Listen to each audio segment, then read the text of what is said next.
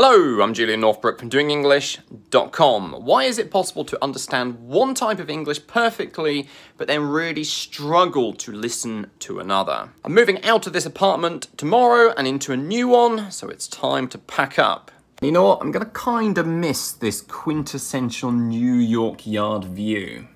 So one of my Extraordinary English Speakers members asked me a good question about one of the listening exercises that we use, that is an exercise for developing listening skills. She said she's been doing the exercise a lot and she's basically got to the point where she can understand conversational English perfectly. But then when it comes to things like BBC News broadcasts, she really struggles and she can't keep up or follow what's being said. Does this mean she just needs to do the exercise more, or is there a deeper other underlying problem?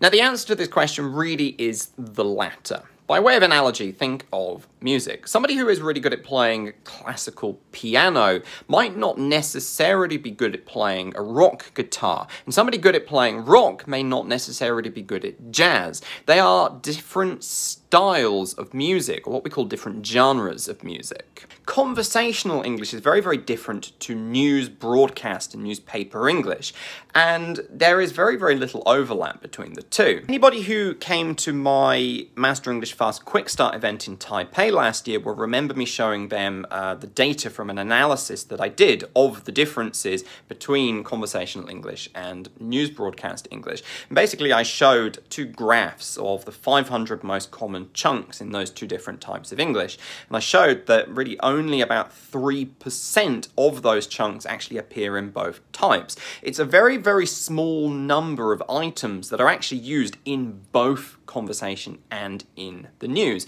And what this therefore means is that studying conversation will not automatically translate into you being good at understanding the news. And studying the news will not translate into you being good at conversation. And this is a big mistake I see again and again and again.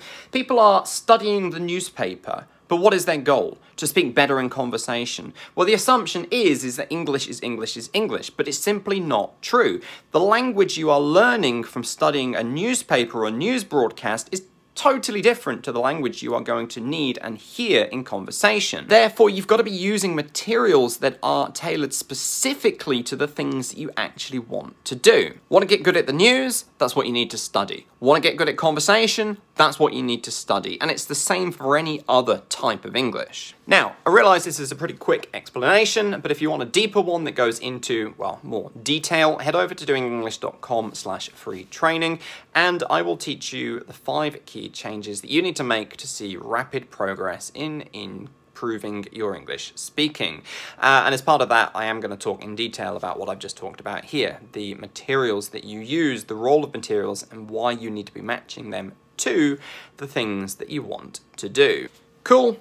Cool. I'll see you on the other side, and this is me, Julian Northbrook, signing out from this video. Bye-bye.